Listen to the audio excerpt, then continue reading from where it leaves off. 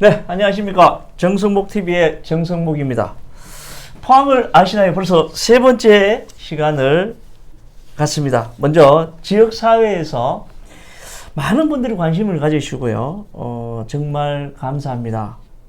두 번째 방송이 나간 후에 여러분이 또 전화 오셔서 아이템을 제공도 해주시고, 이런 분야는 좀 관심이 있다, 그런 분야도 한번 노력을 해달라는 이런 의견도 많이 주셨습니다. 좋은 의견에 감사드립니다. 그 의견에 최선을 다해서 정성목TV 포항방송신문에서 적극적으로 따라가도록 하겠습니다. 가장 먼저 정성목TV에서 실천할 수 있는 안 중에 현장감 있는 어떤 그런 부분들을 좀 같이 띄워달라는 의견이 있었습니다. 그러니까 뭐 현장 사진이나 아니면 현장에 가서 또 방송을 준비하도록 저희가 최선을 다해서 노력을 하도록 하겠습니다. 가장 이번 방송에 시도할 수 있는 것은 현장 사진 배경을 깔아서 저희가 준비를 해서 방송을 하도록 하겠습니다. 앞으로도 많은 관심과 구독, 좋아요 부탁드리겠습니다. 오늘은 포항을 아시나요? 세 번째 시간을 가져보는데요. 저번 주에 이제 저희가 다 못했던 연호랑 세운회에 관해서 이재원 포항 지역학 대표와 다시 열심히 공부를 해보도록 하겠습니다. 본 방송은요, 정성목TV와 포항방송신문이 공동으로 취재하였습니다. 안녕하십니까, 대표님. 안녕하십니까. 한 주간 잘 지내셨습니까? 예, 잘 지내셨어요? 네, 저는 뭐 한 주간 조금 바빴습니다. 회사 일도 있고, 또 조금 전에 이제 서두에 말씀드렸다시피 몇 분을 이제 찾아뵙고 또 의견도 좀 듣고, 이런 시간을 가졌습니다. 네, 오늘 또 광고 하나 하고, 두 개 하고 가겠습니다. 오늘 또 뭐 좋은 결과가 있어가 나중에 또 한 말씀을 드리겠습니다. 오늘 또 저희 이디야 종합운동장점에서 이렇게 또 저도 예, 원장님과 저와 또 한 잔씩 하라고 커피를 주셔서 감사합니다. 열심히 먹어가면서 열심히 또 포항을 아시나에 대해서 공부를 해보도록 하겠습니다.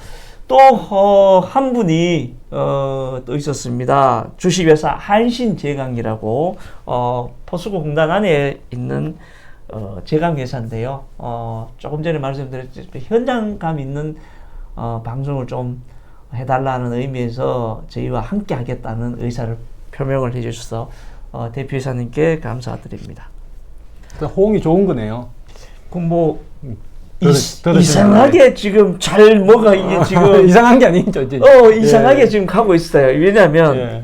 제가 대화를 해보면 들어보면 포항에 대한 어떤 이런 향심들이 상당히 좋은 것 같아요. 워낙에 어떤 네. 이러한 필요성이나 네네. 갈구, 그러니까 네. 좀 갈증이 많았다.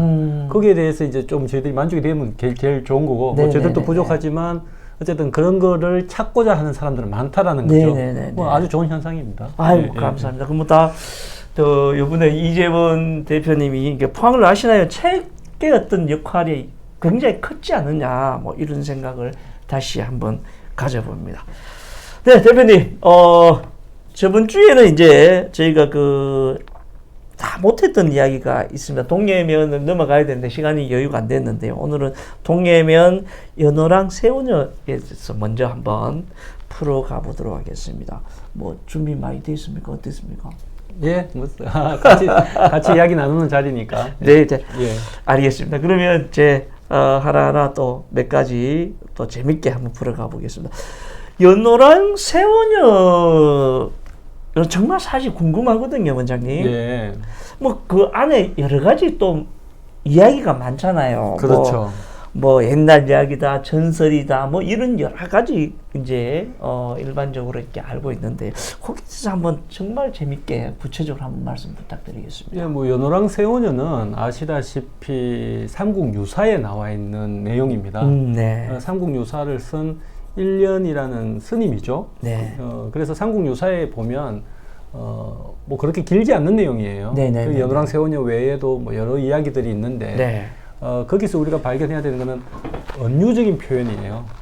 그러니까 거기서 나오는 내용을 그냥 역사서처럼 사실 그대로 믿기에는 네네네. 조금 무리가 있는데 네. 그러면 그러한 내용이 있는 것이 무슨 의미가 있는지 이렇게 찾아보는 게 좀 더 좋고요. 네네네. 그리고 오래된 역사서인 만큼 거기서 파생되어서 네. 다르게 해석되고 또 다른 문화 콘텐츠로 개발되고 하는 것이 네. 조금 오늘날에 더 의미가 있는가 아닌가 그렇게 보는데요. 네. 가령 예를 들어서 연호랑이 바위를 타고 건너가잖아요. 네네네네. 그 내용은 뭐 다 아실 것 같은데 네네. 이런 내용이지 않습니까?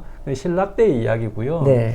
신라 아달라왕 때 연호랑 세오녀가 살고 있었는데 네. 연호랑이 해초를 따러 가서 그렇죠. 예, 바위를 탔는데 그 바위가 결국은 건너서 일본으로 간 거예요. 네네네네. 그 사실을 이제 세오녀는 알 리가 없죠. 네. 연호랑이 안 돌아오니까 그 네. 역시 바닷가를 갔더니만 바위가 왔고 그 타니까 네. 다시 가서 네. 이제 두 사람 만났다고 네네. 하는 내용이잖아요. 네네. 그리고 연호랑은 가서 일본에서 왕이 되었고 네네네네. 그때 이제 신라에서는 해와 달이 없어졌다. 네. 어둠에 빠지니까 사신을 보내서 연호랑 네. 세오녀를 돌아오게끔 하려고 하는데 네. 이제 돌아올 수는 없으니 세오녀가 짰는 비단을 줄 테니까 가서 하늘에 제사를 지내면 해와 달이 돌아올 것이다 라는 내용이거든요. 네네네. 그래서 이제 비단을 가지고 와서 정말로 제사를 지냈더니만 해와 달을 다시 찾는 네네네. 그런 내용이 답니다. 네네네. 네, 그리고 그 장소가 도기야라는 지명이 이제 나와 있고요. 네네네. 그런 내용인데 여기서 우리가 발견할 수 있는 거는 뭐 사실 바위가 떠가고 하는 거는 조금 황당무계할 수 있잖아요. 네네네. 그래서 제가 앞서 말씀드렸듯이 그런 내용은 그냥 은유적인 표현이지 네. 그냥 그 자체가 뭐 말도 안 된다고 그냥 뭐 중요하지 않은 이야기로 네. 본다라든지 네. 또 그걸 그냥 맹신한다든지 이런 건 조금 곤란한 거다 보면 무슨 의미냐면 그 시절의 신라는 네. 우리 지역은 그러니까 포항 영일 지역은 네네. 건기국이라는 나라가 있었고요. 그리고 뭐 사로국이라든지 여러 어떤 그런 조그만 국가들로 네네. 이루어져 있었단 말이에요. 네네네. 그래서 이 지역에 있던 그러니까 영일 지역에 있던 연호랑 세오녀 쪽의 세력이 네. 경주 세력에 의해서 네. 그냥 그 쫓겨나는 쫓겨나는 그런 이야기가 되는 겁니다. 네네네네. 쫓겨나면서 그냥 쫓겨난 게 아니라 철기 문명을 가지고 일본에 가서 그쪽에서 이제 철기 문명을 전파를 하고 거기서 이제 왕이 되는 거죠. 네네네. 뭐 이제 일본 전역의 왕은 아니지만 네, 그 지역에 예, 그 지역에 이제 왕이 되고 그리고 비단을 짰다라는 거는 직조 문화가 되는 거죠. 네네네네. 그러니까 철기 문화 네. 그리고 직조 문화 네네네. 어떤 그러한 선진 문명을 우리 한반도에서 일본으로 건너간 그러니까 고대 한일 교류사가 되는 게 측면이고요. 그리고 우리 지역에서는 해와 달이 없어졌고 해와 달의 전기가 다시 생기고 해서 해와 달 일월이잖아요. 그렇죠. 합치면 한문으로는 밝을 명. 그렇죠. 그러니까 이제 빛, 밝음 이러한 것이 우리 지역의 오래된 정체성이다.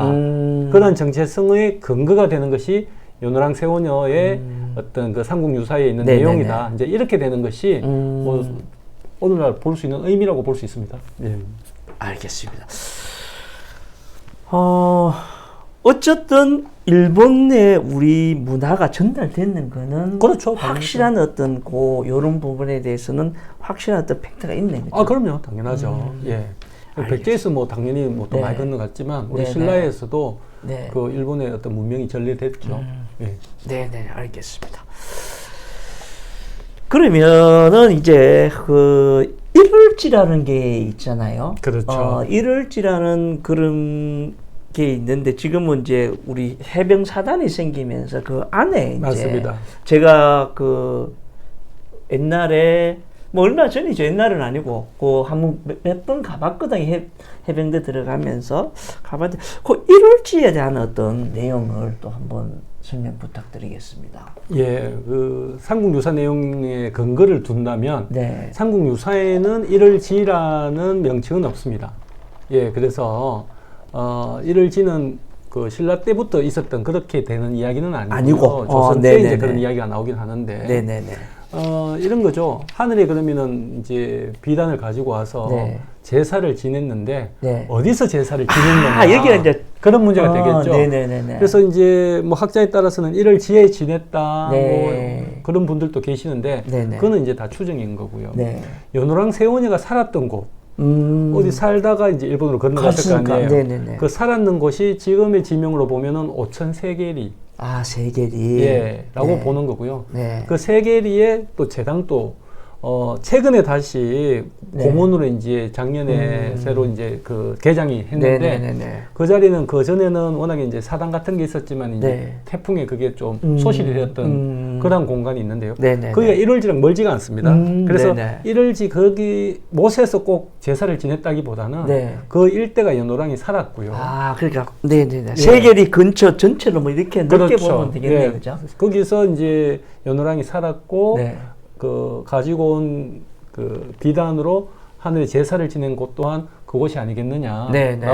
여러 가지 근거로 해서 이제 추정이 가능한 거거든요. 네네네네. 뭐 그런 것보다 중요한 거는 이제 일월지라는 이름의 못이 연못이 있다는 것만으로도 연호랑 세운의 이야기가 그냥 먼 나라 옛날 나라 이웃 나라 이야기가 아니고 예, 오래된 이야기만으로 끝나는 게 아니라 네. 오늘날에도 이어지는 그러한 유물이라든지 어떤 유적지라든지 네네네네. 어떤 자료라든지 그렇지. 이런 것들이 그냥 옛날 이야기가 오늘날로 연결되는 그런 그렇죠. 고리가 추측되는 거거든요. 네네네네. 특히 일월지 같은 연못이 있음으로써 네. 연호랑 세원의 이야기가 오늘날에도 살아있는 이야기가 되는 거죠. 네네네네. 만약에 그게 예를 들어서 이런 부분들이 없었다면 연결고리가 이제 그냥 뭐 없어진다. 아주 옛날에 그냥 네네. 예, 옛날 이야기로 끝날 수밖에 없는 거죠. 네네. 알겠습니다. 또 이래 보면 또 동해면 또 참 이거 또 대단한 것 같아요. 제가 이제 요거는 실명을 거론을 하겠습니다. 말목동장 흥한리 이야기를 저한테 이제 꼭 해달라는 분이 정정막 KBS 전 방송 예. KBS 대표님이 전화가 오셨어요. 예. 오셔서 흥한리에 예.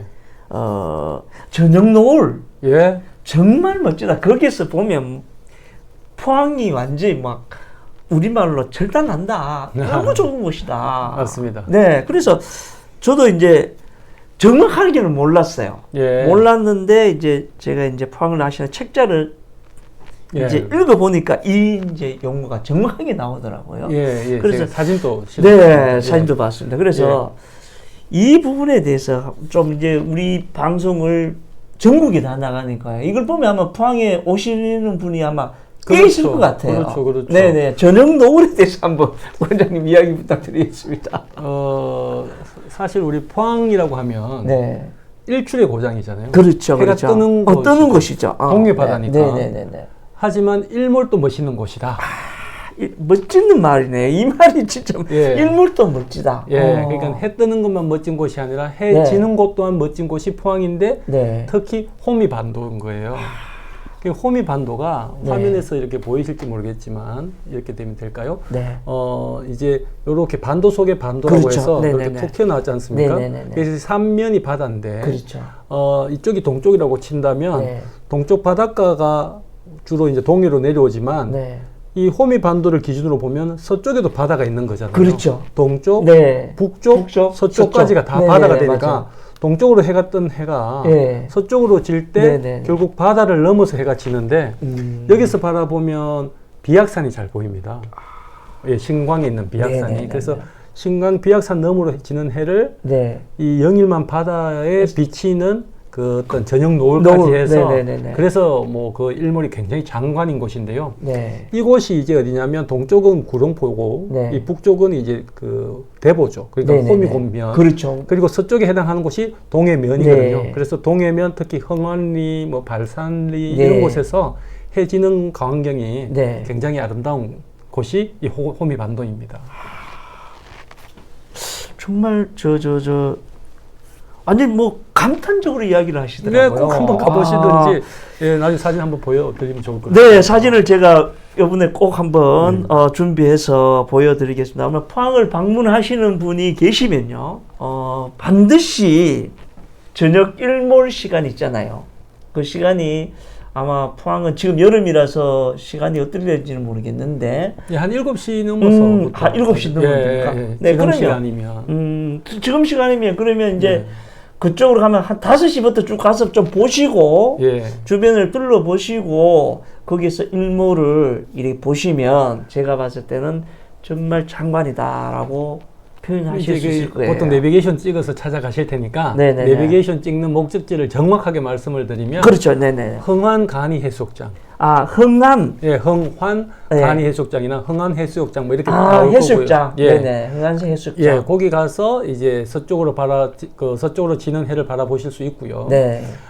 그리고 아까 우리 정 사장님께서, 네. 정정화 사장님께서 말씀 더 하셨던 이유가 아마 그걸 거예요. 네네네. 말목장성 말씀하셨잖아요. 아, 그렇죠. 그렇죠. 그 말목장성의 출발지가 되는 곳이 또 그곳. 아, 흥안입니다. 여기입니까? 예, 그래서 해 지는 것도 보시고 네네네. 조금 일찍 도착하시면 네. 그 흥안리 바닷가에 네. 세기에 네. 이 비석은 비석은 한 기, 두 기, 세 기 이렇게 이야기하죠. 아, 기로 이렇게 표현합니까? 기라고 아, 표현합니다. 네네네네. 세 기의 비석이 네네. 있는데 네. 그 비석의 내용들이 네. 말목장성과 관련되는 내용이에요. 아, 그래서 이게 또 이제 말목장성이라는 장성의 출발점이 되는 건데요. 네네네. 말목장성이 뭐냐면 네네. 제가 앞서 표현을 그대로 이어서 이야기를 드리면 이 삼면이 바다인 반도. 네. 그러니까 우리나라 자체가 반도 국가인데 네. 반도 속의 반도가 반도. 호미 반도거든요. 네네네네. 그래서 동, 북, 북서. 서. 예, 그러니까 남쪽 빼고는 다 이렇게 바다로 그렇죠. 둘러싸여 있으니까 여기다가 말을 키우면 아. 여기다가 말을 키우면 도망갈 데가 없잖아요. 이 아래쪽 말고는. 그래서 이 아래쪽에다가 성을 쌓는 거예요. 아, 이 담벌새 아픈다. 그렇죠. 네네네. 그래서 이 성벽을 쌓으면 이 나머지 세 면은 바다니까 못 가니까. 가고 요쪽으로만 관리가 되는 거죠. 이게 문을 하나 만들면 그쪽으로 말이 드나들면 안에서 말을 자연 방목 상태에서 말을 키울 수 있는 거죠. 그러면 이제 이게 말 진짜 목장이라는 말이네요. 그런 거죠. 그래서 네네. 말을 키우는 네. 목장이 말목장인 거고요. 네. 이게 이제 돌이니까 성, 네. 우리 무슨 뭐 그렇죠. 청하업성, 장기업성 하는 그런 네네네. 성이니까 이게 성이니까 붙여서 말 목장 성이 되는 겁니다. 그래서 이 호미곶에 네. 이 지형을 네. 자연적인 이용해서. 지형을 이용한 천혜의 어. 말목장이 되는 거죠. 그래서 이게 이제 예전에는 이게 조선 시대에는 여기가 장기라는 지명이 네. 조선 시대 지명은 장기현이었거든요. 장기현. 예. 그래서 이 말목장성이 지금의 행정구역으로는 지금의 행정구역으로는 뭐 동해면이라든지 예. 구룡포읍, 예. 호미곶이 되겠지만 네네네네. 그 시절에는 이게 이제 장기현이었고요. 현 전체로 이렇게. 예, 그리고 그 당시의 이름은 동을배곶이라고 했습니다. 아, 동을백곶. 예, 그래서 동을배곶 목장이라고도 했는데 네. 울산 아시잖아요. 네네네네. 울산에 가면 방어진이 있고요. 네. 방어진에 가면 남목이라고 있습니다. 남목. 예, 아시는 분 계실 텐데. 네. 남쪽에 있는 목장이라는 뜻이에요. 아, 이건 이제 남쪽 남목. 예, 네. 상대적으로. 네네네. 그리고 우리 장기에 있는 말목장은 네. 북쪽이잖아요. 울산보다는. 그렇죠. 그래서 그렇죠. 여기는 북목이라고 했던 거예요. 아, 북목. 예, 그래서 북목이라는 말은 지금의 지형에 사용되지는 않지만 네. 울산 남목은 지금도 사용되는 지명이거든요. 네네네. 그래서 울산 사람들이 들으면 우린 남목은 아는데 포항에 북목이 있었구나 오, 하고 또 네네네. 신기하고 재미있어 할 내용인데요. 조선 시대에는 이 남목과 북목을 합쳐서 네. 울목 안에 우리 장기 말목장을 네. 관리를 했던 그러니까 울목이 좀 더 컸던 거죠. 네네네. 그러한 형태로 국가에서 지경하는 말목장이 있었다 이렇게 되는 겁니다.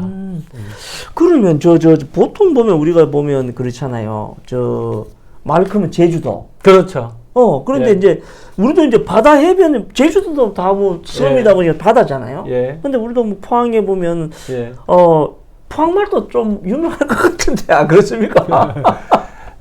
말목장에 가보면요. 네. 말목장성이 지금 이제 산책로로 되어 있거든요. 아, 네네. 예, 그러면 아까 말씀드렸듯이 이 한 면을 이제 성을 쌓았는데 조선 시대에는 이쪽이 그러니까 서쪽에서는 흥환, 그러니까 예. 동해면 흥환에서부터 네. 동쪽에서는 구룡포 돌문 들어보셨을 거예요. 돌문. 예, 그래서 네네. 구룡포 돌문까지를 네. 쭉 연결시키는 것이 말목장성이거든요.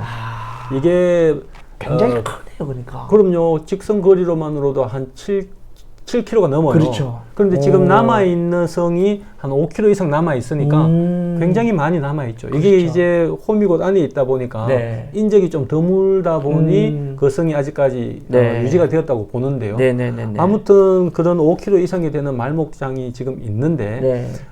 그 안에 보면 지금 최근에 전망대가 되어 있습니다. 아, 네. 예, 그래서 그 전망대에 올라보면 네. 아까 그 제주도 말씀하셔서 네. 제가 설명을 드리는 건데 전망대에 올라보면 정말 여기가 반도구나. 삼면이 다 이렇게 바다가 보이니까. 보이기 때문에 그러니까 배를 안 타고도 바다를 한눈에 다 바라보이는 망망대해를 볼 수 있는 곳이 네. 말목장성의 전망대입니다.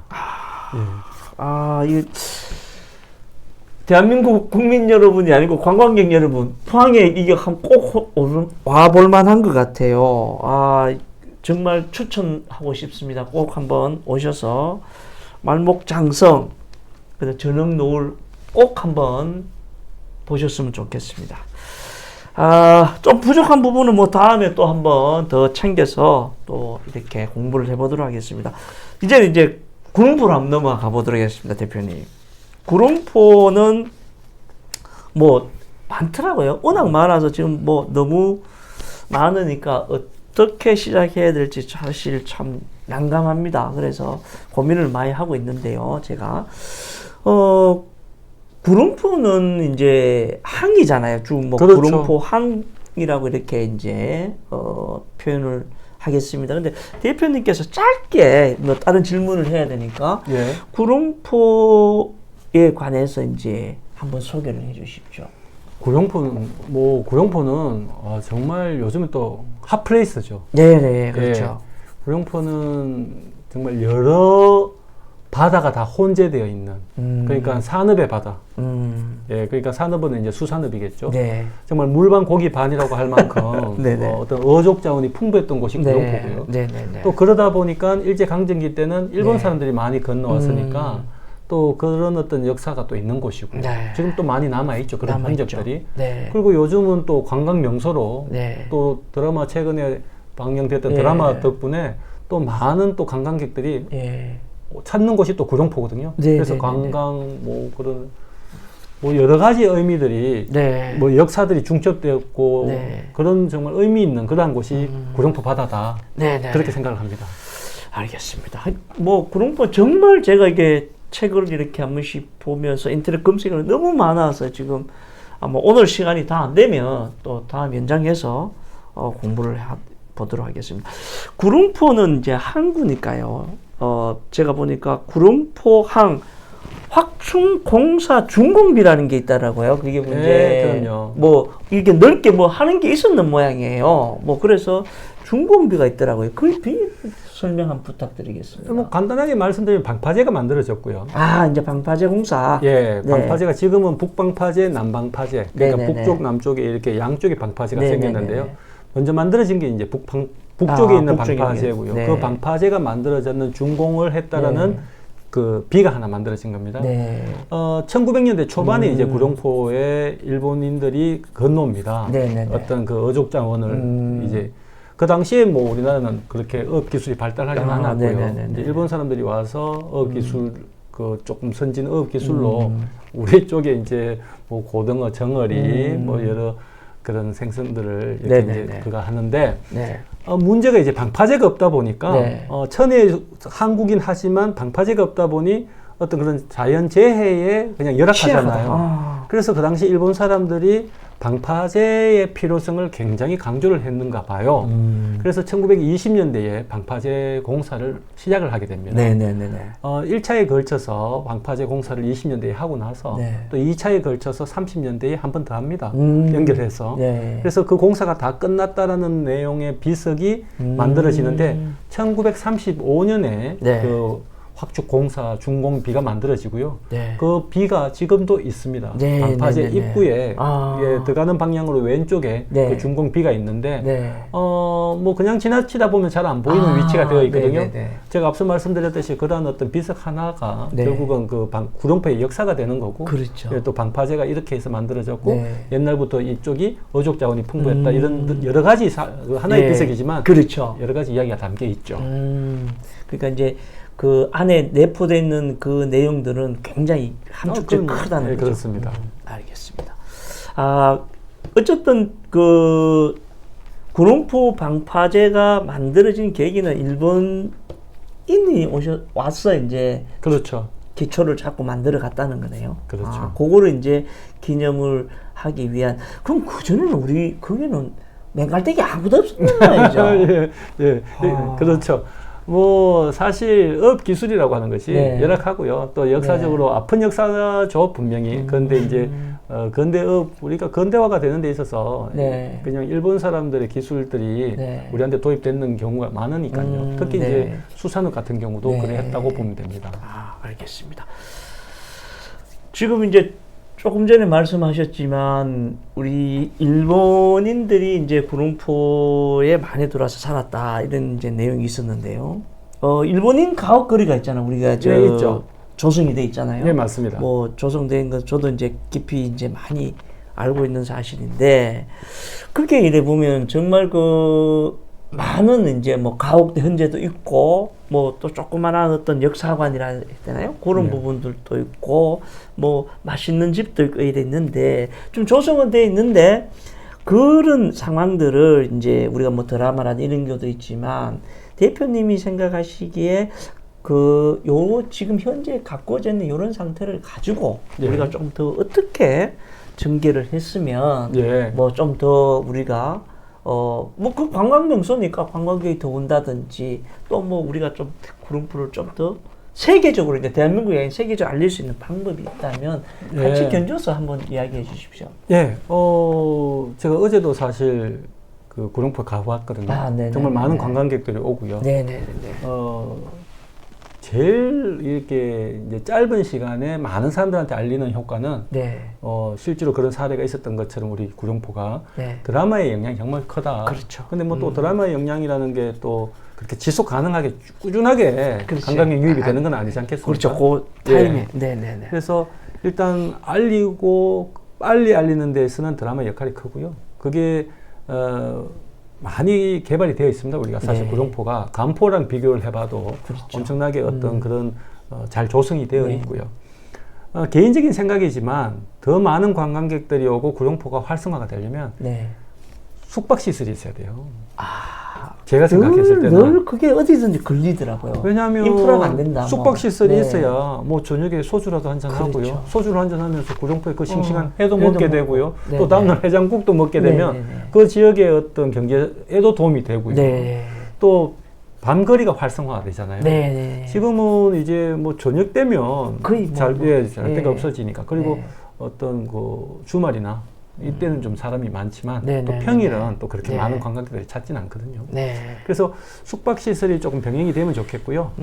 그건 또 요원하기지만 또 그쪽에 관심 있는 분들은 하셔야 될 내용이지만 관광으로 본다면 그런 말씀드렸듯이 드라마나 이런 거는 이미지거든요. 그런 이미지가 역사성과 곁들여진다면 훨씬 더 또 깊이 있는 여행을 원하는 층들도 계시지 않겠습니까? 그런 분들한테도 조금 더 이렇게 다가갈 수 있는 그런 구룡포가 되면 좋겠다. 뭐 해녀의 역사라든지 또 뭐 계속 지금 가면 볼 수 있는 어떤 일제 그 강점기 때의 역사라든지 뭐 구룡포의 거전의 역사라든지 이런 역사들이 좀 더 현재의 문화 콘텐츠랑 연결이 되면 좀 더 좋은 구룡포가 안 되겠는가 그런 생각을 합니다. 알겠습니다. 뭐 일본 가옥거리는 워낙 뭐 좀 유명하기 때문에 좀 한 번씩 가보셨기 때문에 일본 가옥거리에 대해서는 별도로 요건 이제 한번 다시 저희가 준비를 해보겠습니다. 워낙 뭐 광범위해서 그렇고요. 지금 이제 대표님 요거리 봉헌의 달이잖아요. 그렇죠. 봉헌의 달이고 그래서 한번 이제 또 제가 찾아보니까 이런 부분이 있더라. 그래서 제가 이제 질문을 드리는데요. 구룡포에 보면 충홍각이 있다고. 충홍각이 있습니다. 그래서 거기에 대한 어떤 부분을 한번 설명 부탁을 드리겠습니다. 구룡포에 가면요, 그 가옥거리 말씀하셨고, 거기 이제 돌계단이 되어 있지 않습니까? 그렇죠. 돌계단 위에는 일제강점기 때는 그 자리가 신사가 있었습니다. 그렇죠. 신사. 그 신사가 우리가 광복을 맞이하면서 이제 신사가 없어지고 그 자리에 용왕당, 용왕당. 그러니까 네. 바다에 제사를 지내는 그러한 용왕당이 거기다가 이제 만들어졌거든요. 지금도 돌계단 입구에 보면 용왕당 입구. 돌이 세워져 있고요. 그리고 반대쪽 돌기둥에 보면 충혼각 입구. 충혼각 입구. 요렇게 쓰이. 양쪽 기둥에 그렇게 써져 써져 있습니다. 그래서 용왕당과 충혼각을 올라가는 그런 입구라는 표현이 되어 있는데요. 충혼각으로 보면 일제강점기 때 역사로 또 거슬러 올라가는데요. 그 시절에도 그 신사가 있던 그 터에 일본 제향군인회. 일본 제향군인회. 우리 제향군인회 말고 그러니까 제국 제향군인회라고 하는데요. 그렇죠. 그들이 일본을 위해서 희생한 일본 병사들을 위한 충원탑을 거기다 만듭니다. 지금은 그 탑은 없어졌고 밑에 기단만 남아 있거든요. 그 자리에 우리가 이제 광복이 되고 나서 우리 충원탑을 만들게 됩니다. 그 자리에? 그 자리에. 그래서 그 자리에 만드는데 지금은 이제 다 정정이 되었습니다만 예전 일본 사람들이 만들었던 그 기단 위에 비석만 쌓아 올려서 충원탑이라고 하는 그런 좀 웃지도 못할 좀 아픈 역사가 있습니다. 해프닝이네요. 수준이었죠, 그 시절에 어떻게 보면. 그러니까 일본 사람들이 일본을 위해서 희생한 일본 군인들을 위한 어떤 기단 위에 우리나라가 그냥 충원탑만 올렸던 만큼의 조금 부족한 시절이 있었다는 거 보시면 되겠고요. 저는 그런 것들도 역사라고 보는 거예요. 그런 역사에서 배우는 거니까. 어쨌든 그때부터 충원탑은 있었는데 방금 이야기 드렸듯이 지금 들으면 말도 안 되는 이야기니까 이제 그거는 지금 없어졌고요. 새로이 충원탑을 만들고 충원각이 만들어졌습니다. 그래서 해마다 6월 6일이 되면 그곳에서 어떤 그 호국 영령들을 이제 기리는 그런 행사를 하고 있죠. 그러면 이제 원래에 준비했던 그거는 이제 없어지고 수정해서 이제 제대로 된 어떤 그런데요, 뭐 제대로는 됐는데 뭐 그런 뭐 모양으로 보면 조금 그것도 조금 그건 한데 어쨌든 지금 충원탑은 그 자리에 있고 충원각도 있습니다. 그렇습니까? 알겠습니다. 뭐 저 6월은 굉장히 좀 엄숙해야 되고 보훈의 달이라서 뭐 저희가 찾아봤는데요. 좀 중간에 이제 저희가 조금 해프닝 웃음이 나서 죄송합니다. 우리 보훈의 가족들도 이 방송을 보고 계실 건데요. 그 점은 사과를 드리겠습니다. 충원탑이 있다는 것은 이제 저희가 확인을 했고 거기에 대해서 뭐 짧게나마 6월을 한번 생각해 보는 시간을 가졌습니다. 구름포에 보면은 또 이제 가장 또 이제 문화가 중요하잖아요. 그렇죠. 구름포는 이제 바다니까 아마 제가 이게 재밌을 이야기가 좀 있을 것 같은데 해녀 문화가 아마 충분히 있지 않겠나 이런 생각을 갖거든요. 그렇습니다. 그 해녀 문화에 대해서 한번 또 부탁을 드리겠습니다. 해녀 문화의 이해를 조금 돕기 위해서 조금 오리엔테이션을 하면 문화유산은 이 어떤 유형의 문화유산이 있습니다. 뭐 석굴암, 뭐 다보탑 이런 그렇죠. 뭐 보이는 거. 그렇죠. 그런 유형의 문화가 있고요. 그 다음에 무형의 무형유산이 있습니다. 무형. 과거 뭐 판소리, 뭐 정악, 뭐 이런 음악부터 뭐 그런 것들은 다 무형의 자산인데요. 해녀 문화가 무형의 자산입니다. 그런데 우리가 해녀라고 말을 하면 누구나 떠올리는 곳이 제주도죠. 그렇죠. 구름포에 무슨 해녀 이러는 분들이 아직도 계실 수 있을 거예요. 맞아요. 그래서 당연히 제주도가 제일 많고요. 제주 해녀 문화가 유네스코 무형 문화 자산이 되었습니다. 그만큼 이제 해녀 문화라고 하는 것은 국제적으로도 인정을 받는 문화인데 방금 이야기 드렸듯이 그런 해녀 문화가 그럼 과연 제주도에만 있느냐? 그렇지 않다라는 거예요. 몇 년 전 조사이긴 합니다만 제주도 해녀가 한 4,000명 정도 되었습니다. 인원적으로. 그랬을 때 그 다음 많은 곳이 우리 경상북도입니다. 경상북도 해녀가 한 1,500명 됩니다. 그 1,500명의 경상북도 해녀 중에서 포항이 1,000명입니다. 그럼 뭐 반은 반이 넘네요. 그렇죠. 그러니까 4,000명의 제주도 다음으로 경북이 많고 경북의 대부분은 이 포항이고 포항에서의 대부분이 홈이고 구룡포에 계시는 해녀들인 거예요. 물론 이제 나이가 연세가 뭐 거의 뭐 80대도 계시고 해서 이게 향후 5년 후면 정말 또 그 인원이 얼마나 줄어들지. 그게 이제 그래서 유형의 문화 자산은 잘 보존이 되겠지만 무형의 문화 자산은 이 또 사람의 생명이 네. 그러니까 이게 끝날 수 있는 것들이거든요. 그렇죠. 그래서 더 소중하게 여겨야 되는데 우리 구룡포에 그러한 해녀들이 많이 계신다. 네네네. 이렇게 인식만 하더라도 도움이 될 것 같습니다. 제가 저 안타까운 이야기인지는 모르겠지만 뭐 곁들여서 말씀드린 며칠 전에 그 뉴스에 나왔는데 언론에 보도가 됐는데요. 지금 이제 포항의 경북 지방에서 포항에 특히 우리 이제 호미반도 쪽이라든지 이런 쪽에는 해녀가 없어갖고 잠수 기계를 가지고 들어간다는 방송을 봤거든요. 예, 뭐 해녀가 앞서 말씀드렸듯이 많지는 않죠. 네. 많지는 않지만 이제 해녀가 요즘에 잠수 기계라든지 네. 비교하면 네. 친환경입니다. 그렇죠. 예, 그죠? 네. 그래서 바다의 마음, 어머니의 마음, 네. 결국 해녀의 마음, 네네네. 뭐 이라고 연결할 수 있을 만큼 네. 친환경적인 어로 그러니까 업 활동이 되는 거고요. 네. 그리고 그 자체의 문화가 네. 또 여러 제가 앞서 뭐 무형의 자산이라는 네. 말씀도 드렸지만 또 거기서 파생되는 여러 네. 또 문화가 있을 수 있거든요. 네. 콘텐츠도 되는 거고요. 그렇죠. 그러니까 그거는 어떤 산업화된 어떤 기계가 하는 거랑은 비교할 바가 아니죠. 알겠습니다. 예. 이제 열심히 달려 마지막 질문, 오늘 마지막 질문입니다. 동해안 별신구, 이게 이제 전체적인 뭐 굿이라 하면 늘 뭐 그런 의미가 있는데 예. 하여튼 요기에 대한 설명을 한번 부탁을 드려야 될 것 같아요. 예. 굿은 네. 굿이죠. 굿이요. 그러니까 그랬어요. 네, 굿은 굿인데요. 뭐 물론 이제 뭐 미신적인 걸로 네. 볼 수도 있으시겠지만 저는 뭐 앞서 이야기드렸듯이 무형유산, 네. 우리의 무형유산으로 봤을 때는 별신굿은 우리 지역에서는 자랑할 만한 무형유산이라고 네. 보는 거고요. 네. 그 동해안 별신굿이다 보니 네. 동해안 그러니까 우리 강원도 고성 거진에서부터 네. 우리 포항은 물론이고 네. 부산까지의 전체에서 이루어지는 굿을 다 동해안 별신굿이라고 할 수 있겠죠. 이쪽은 이제 쭉 동해안 쪽에. 동해안 쪽 쭉 이래를 그렇습니다. 네네네. 그러다 보니까 그러면 동해안 별신굿이 어디냐를 네. 따지는 것이 좀 뭐 무색한 이야기가 되긴 하는데 네. 하지만 제가 무형의 유산은 결국 사람이 하는 건데 네. 그 사람이 결국은 동해안 별신굿을 연희하든 네. 뭐 무당이었죠. 네네네네. 그런 연희를 하든 무속인 뭐 예술인은 고향이 어디냐면 우리 포항인 거예요. 그런 부분이 큰 거죠. 그러니까 네네네. 여러 어떤 무계 집안에서 해오던데 네. 가장 잘 보존이 되었고 전성을 해왔던 무계가 네. 우리 포항 흥해 쪽에서 네.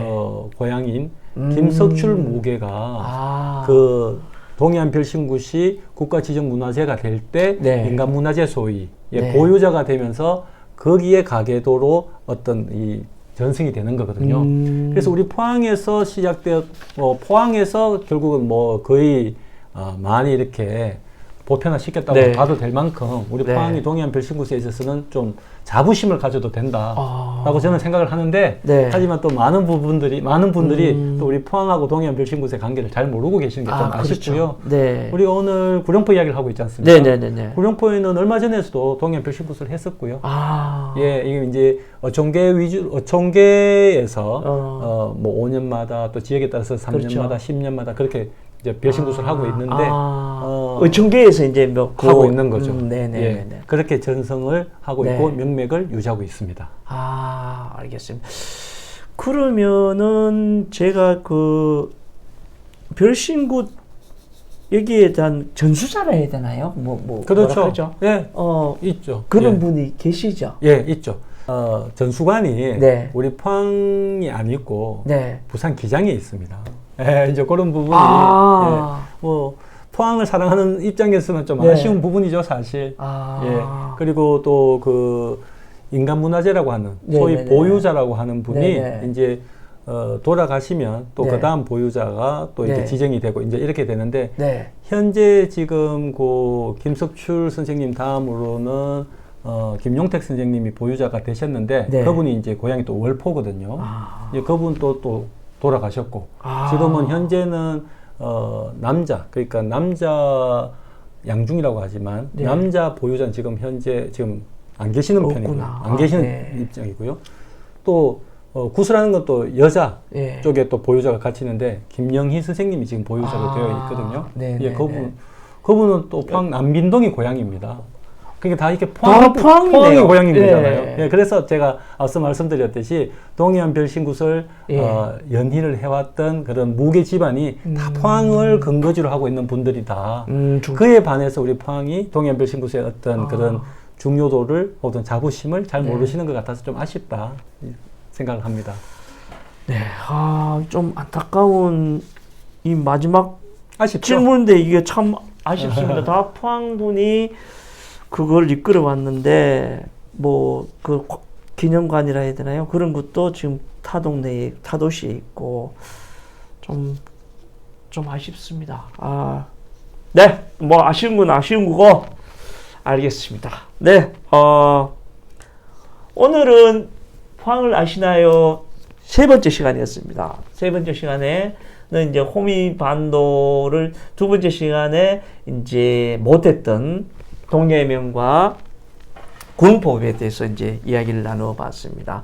호미 반도는 호미곶, 구릉포, 장기면, 동해면 이 네 곳으로 이루어져 있는데요. 대한민국에서 가장 아름다운 곳이라고 저는 생각을 합니다. 이 호미 반도를 잘 가꿔서 우리 후손들에게 당당히 물려줘야 되지 않겠냐는 생각을 가져봅니다. 오늘 세 번째 시간을 포항 아시나요? 잘 보셨는지는 모르겠습니다. 특히 구릉포에 대한 이제 유형 문화재가 많았는데요. 호미 반도 중에서도 보면 뭐 별신국 이런 부분들은 굉장히 좀 아쉽지만 그런 부분들을 다시 한번 상기하는 시간의 방송이 되었으면 좋겠습니다. 네 번째 시간은요, 6월 24일 찾아뵙도록 하겠습니다. 이재원 대표와 포항을 아시나요는 계속됩니다. 대표님, 수고하셨습니다. 고맙습니다. 감사합니다. 감사합니다. 아이고, 고맙습니다. 수고하셨습니다. 네,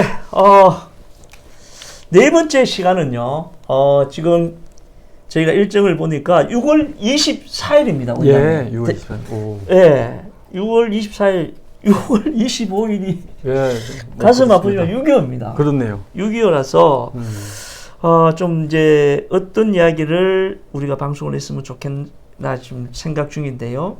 6월 24일 저녁 8시부터 저희가 라이브로 중계를 해보도록 하겠습니다, 원장님. 주제는요. 네. 6월 24일이니까 다음날 6월 25일이잖아요. 그렇죠. 6.25잖아요. 예. 이 6.25 관련해서 포항의 6.25. 포항의 6.25. 예, 포항 6.25만 해도 네. 뭐 충분히 우리가 또 모르던 내용이 네네네. 많이 계실 거예요. 네네네. 그것만으로도 해도 참 좋은 방송이 될 것 같은데요. 알겠습니다. 그러면 정성복 TV 6월 24일 저녁 8시 포항 6.25 관한 라이브 생중계를 하도록 하겠습니다.